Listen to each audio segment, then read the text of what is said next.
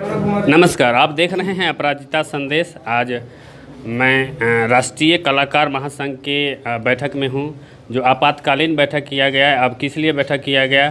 Corona की वजह से इन लोग को जो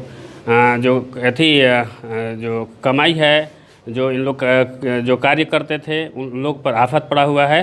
तो आइए हम इनके अध्यक्ष, क्या नाम है? जी, हमारा नाम है गायक भूलन भोजपुरिया, राष्ट्रीय कलाकार महासंघ के जिला प्रभारी हैं। और हमारे साथ बैठे हुए हैं अध्यक्ष साहब, सचिव साहब, उपाध्यक्ष साहब, प्रेम जी हैं, अमरजीत भैया हैं। और मैं सबसे पहले ये लाइव टेलीकास्ट के माध्यम से जो भी हमारे भाई या हमारे गार्जियन देख रहे हैं, सबसे पहले सभी को नमस्कार।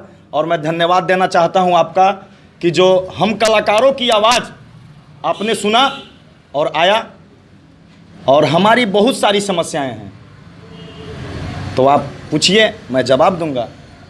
जैसे कोरोना काल में आप लोग का जो प्रोग्राम होता था, जो देखिए लगन का भी समय है, बहुत तरह से परेशानी को सामना करना पड़ रहा है। जैसे कि तो इसमें आप लोगों को क्या दिक्कतें आ रही हैं, क्या परेशानी है? जैसे कहने का मतलब है कि लॉकडाउन लगा, इससे पूरा देश परेशान है। मैं इसका समर्थन करता हूँ। सभी बहुत बड़े बड़े फैक्ट्री, बहुत बड़े बड़े संस्था, सब कुछ बंद है। हम कलाकार हैं, हम लोग भी इसका समर्थन करते हैं। एप्लीकेशन निकाला गया हमारे प्रधानमंत्री जी के द्वारा, मुख्यमंत्री जी के द्वारा, कि कोई भी कार्यक्रम, कोई भी सांस्कृतिक कार्यक्रम नहीं किया जाएगा। शादी विवाह में केवल 50 लोग जाएंगे आएंगे, ठीक है। तो हम लोगों ने, कलाकार लोगों ने, जो यहाँ पे बहुत सारे ऐसे कलाकार हैं, साउंड वाले हैं, म्यूजिशियन वाले हैं, हम खुद सिंगर हैं, तो कहीं ना कहीं लोग बहुत बड़ा बड़ा कार्यक्रम हम लोग लेते हैं और बहुत अच्छा एडवांस उठाते हैं। तो एडवांस देने वाले अब हम लोग पे चढ़ रहे हैं, और ना इस पे कोई नेता आवाज़ उठाता है कलाकार के लेके, और ना सरकार आवाज़ उठाती है। तो हम लोग दूसरे की दरवाजा को शोभा बढ़ाते हैं। कोई भी सार्वजनिक काम हो आपका, तो कलाकार आन के आपको दरवाजे पर, आपके संस्था में, आपके महफिल में चार चांद लगाता है। तो हम आज कलाकार भूखे मर रहे हैं, तो आपका ध्यान कहाँ है? मैं ये निकम्मे सरकार, ये नीतीश कुमार की बुदजिल सरकार पे मैं धिक्कार करता हूं कि देश के जनता के साथ साथ कलाकार की आवाज को कभी नहीं सुने। और यहां तक कि हम लोग एडवांस उठाएं, पार्टी फोन कर रहा है कि तुम कार्यक्रम करो, डीएम साहब का आदेश है, थाना, निजी जो थाना है, जहां मान लीजिए कि हमको नबीनगर में कार्यक्रम करना है, अंबा में कार्यक्रम करना है, दाऊदनगर में कार्यक्रम करना है, तो उन लोगों से मैं एक ही रिक्वेस्ट किया कि भैया आपने परमिशन दीजिए, हमको आप परमिशन दीजिए, मैं कार्यक्रम करूंगा। मैं कलाकार हूं, क्योंकि आपका एक कार्यक्रम से हमारा 20 कार्यक्रम होता है, आपका एक कार्यक्रम से हमारा 20 कार्यक्रम होता है। मैं आपका कार्यक्रम करूंगा, लेकिन आप परमिशन दीजिए। परमिशन नहीं देने के कारण हम लोगों पर एफआईआर और 1 लाख रुपया का जुर्माना। हम कलाकार 10,000 5,000 एक प्रोग्राम में कमाते हैं, हम 1 लाख रुपया कहां से जुर्माना भरेंगे? हमारे साथ चलते हैं 4 नृत्यांगनाएं जो बाहर से आती हैं, हमारे साथ हमारे साउंडमैन चलते हैं जिनका संपत्ति 5 लाख 6 लाख से एभव होता है। अगर वो जब्त हो जाएगा, साउंड वाले उस पे निर्धारित हैं, वो कहाँ जाएंगे? हम लोगों का आवाज़ क्यों नहीं सुना जा रहा है? बस मेरा यही दरख्वास्त है कि सबको देखते हुए, मैं विरोध नहीं कर रहा हूँ कोरोना का, क्योंकि सब जूझ रहे हैं तो हम भी जूझ रहे हैं। मैं सम्मान करता हूँ इस फैसले का, ठीक है, सपोर्ट करता हूं, मैं पालन भी कर रहा हूं। देखिए यहाँ पे हर लोग, हम लोग बैठे हैं, कलाकार औरंगाबाद जिला में 5,000 है, लेकिन यहाँ पे सिर्फ 10 हैं हम लोग। तो क्यों हम लोग पालन कर रहे हैं? ऐसा नहीं कि हम लोग इसका बहिष्कार कर रहे हैं, लेकिन हम लोगों पर नजर आपका क्यों नहीं है? आप कहाँ, आपकी नजर कहाँ है? बस हम क्यों मरे? तो इससे अच्छा है ना कि कोरोना से मरने से, भूखे मरने से अच्छा है कि मैं कोरोना से मर जाऊं। जिसका परिवार सिर्फ इस पे निर्धारित है वो कोरोना से मर जाए, लेकिन भूखे ना मरे। मेरा सोच यही है। क्या चाहते हैं? क्या मैं यही चाहता हूं कि अभी फिलहाल मैं सपोर्ट कर रहा हूं।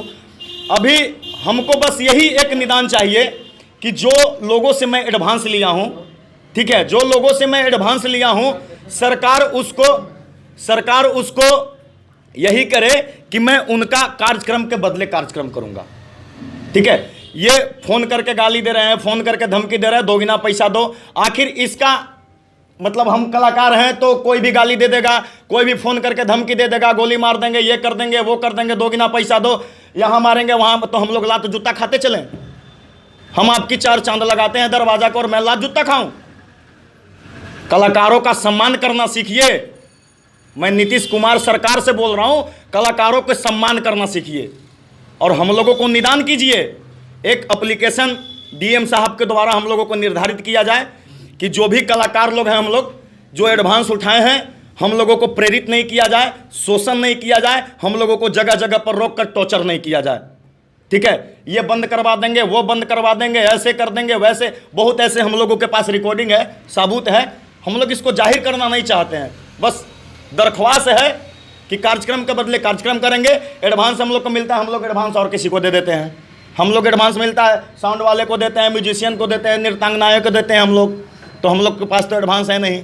और आप कहिएगा कि कार्यक्रम करो, ठीक है, कार्यक्रम करने वहाँ पर गए, ऐसा होता है, कार्यक्रम करने वहाँ पर गए, अब 20,000 रुपया रख लीजिएगा तो हम लोग मर न जाएंगे? कहाँ जाएंगे? 20,000 रुपया भर जिंदगी है हमनी के। कार्यक्रम करने जाएंगे भैया, आप रख लीजिएगा तो कहाँ जाएंगे? आप दबंगई से करते हैं कलाकारों का सम्मान, तो हमको लगता है कि नहीं है। हम कलाकारों का कोई सम्मान नहीं दे रहा है। अब क्या करेंगे? अब लास्ट में अगर नहीं सुनेगा सरकार तो? अगर नहीं सुनेगा सरकार तो इस पर हम लोग आंदोलन करेंगे, ठीक है, और कड़ी से कड़ी आंदोलन करेंगे। हम लोग पीछे नहीं हटने वाले हैं, क्योंकि हम लोग कलाकार हैं। हम लोग दूसरे की शोभा बढ़ाते हैं, तो हम लोग गाना ही नहीं बजाना भी जानते हैं, ठीक है। और हम और हमारे साथी अगर इसका निदान नहीं हुआ तो मैं भूलन भोजपुरिया राष्ट्रीय कलाकार संघ के जिला पदाधिकारी और हमारे अध्यक्ष साहब, सचिव साहब, ठीक है, अगर कोई नहीं हम लोग को सपोर्ट किया तो एक दिवसीय धरना पे हम लोग बैठेंगे, सरकार से मांग करेंगे और सिस्टम से बैठेंगे, बस। तो ये था इन लोगों का जो दर्द है।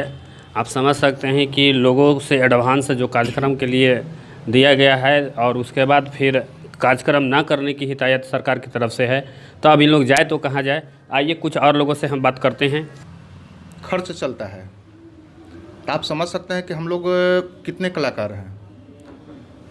तो इसमें हम लोग सरकार से और प्रशासन से दोनों से आग्रह विनती है कि हम लोग को समय को देखते हुए कुछ गाइडलाइंस जारी किया जाए, जो कि प्रोग्राम किसी तरह हो पाए। और सभी लोग की बस की बात नहीं है, जनता लोग की, सभी लोग की बस की बात नहीं है कि बैंड से अपने घर को दरवाज़ा लगाएं, बारात में ले जाएं। बैंड बहुत महंगी आइटम है और एक डीजे साउंड सिस्टम का जो छोटा सा रूप है वो करीबन 6,000-8,000 रुपये में दरवाज़ा लग जाता है बारात में। तो बताइए कि कैसे हो पाएगा। हम लोग के सामने एक भूखमरी का समय आ गया है। काम अगर नहीं हो पाता है तो बहुत सारा पार्टी लोग है कि एडवांस पैसा मांगता है। एडवांस पैसा तो अब है नहीं किसी के पास। अगले वर्ष 2020 में भी कोरोना महामारी के चलते कोई भी काम धंधा नहीं हो पाया और फिर पुनः 14 महीने 15 महीने के बाद फिर वही स्थिति आया। तो अब बताएं कि हम जाएं तो कहाँ जाएं, कौन सा काम करें। अनाउंसर हूँ, मैं एक अनाउंसर हूँ, तो कार्यक्रम को भी चलाता हूँ और कार्यक्रम भी करता हूँ। आज राष्ट्रीय कलाकार महासंघ का ये आपातकालीन बैठक में हम सब कलाकार यहाँ पे उपस्थित हैं। हम लोग का समस्या ये है कि कोरोना काल 2020 में अचानक बंद हुआ, सब चीज़ बंद हुआ, सब लोग समर्थन किया, हम लोग भी समर्थन किए, जैसे तैसे कटा। फिर नवंबर दिसंबर में हम लोग का कार्यक्रम भी चला। अब फिर इधर कोरोना का इतना ज़्यादा मरीज बढ़ने लगा, फिर सरकार सब चीज़ पे रोक लगाया, लेकिन ये कहीं पे क्लियर नहीं किया कि प्रोग्राम नहीं होगा, स्टेज शो नहीं होगा, कार्यक्रम नहीं होगा, ये कहीं पे लिखित नहीं था।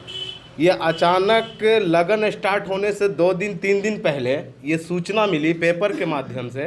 तो हम कलाकार सब इस पे सोचने पे मजबूर हो गए कि अचानक ये अब पार्टी को कैसे समझाया जाए। अब रह गई बात कि हम सारे कलाकार मिलके सारे कार्यक्रम को जितने भी बुक किए हैं, लगभग सब ने बुक किया। हमारे साउंड सिस्टम वाले, म्यूजिशियन, एंकर, सिंगर, जितने भी हमारे इसमें कलाकार का संख्या है, सभी लोगों ने प्रोग्राम को ऑर्गेनाइज किया, सब लोग बुक किया।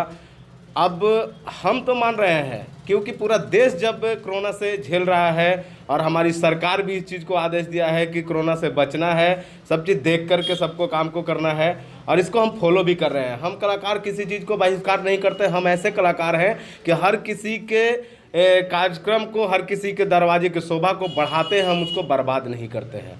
और जैसे सरकार कहती है वैसे चलते हैं, क्योंकि सारा काम हम करते हैं। 15 अगस्त का झांकी मैं दिखाता हूँ, 26 जनवरी की झांकी मैं दिखाता हूँ, सरकार की कोई भी इवेंट पार्टी को मैं करता हूँ, बर्थडे मैं मनाता हूँ, शादी मैं करवाता हूँ, श्राद्ध मैं करवाता हूँ।